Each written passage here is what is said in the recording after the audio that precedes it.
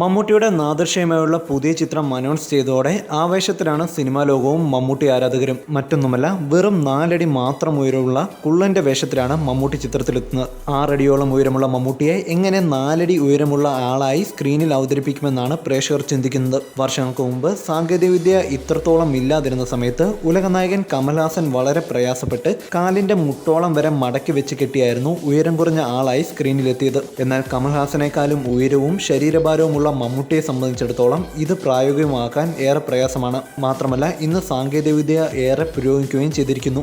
6 അടിയോളമുള്ള മമ്മൂട്ടിയെ 4 അടിക്കാരനാക്കാൻ CGI പോലുള്ള സാങ്കേതിക വിദ്യകൾ ഉപയോഗിക്കുമെന്ന് തിരക്കഥാകൃത്ത് ബിന്നി പി നായരമ്പലം പറയുന്നു. കമ്പ്യൂട്ടർ ജനറേറ്റഡ് ഇമേജറി എന്ന ഈ സാങ്കേതിക വിദ്യ തന്നെയായിരുന്നു വിശ്വരൂപത്തിലെ സംഘടന രംഗങ്ങൾക്കായി കമൽഹാസൻ ഉപയോഗിച്ചത്. അതായത് 4 അടിയുള്ള മറ്റൊരാളുടെ ശരീരവും മമ്മൂട്ടിയുടെ മുഖവുമായിരിക്കും ചിത്രത്തിൽ ഉപയോഗിക്കുക.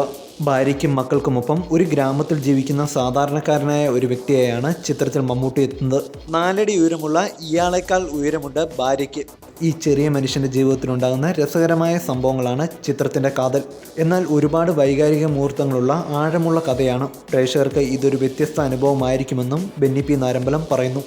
You're watching me on metromatney.com. on metromatney.com. metromatney.com. Subscribe for more videos.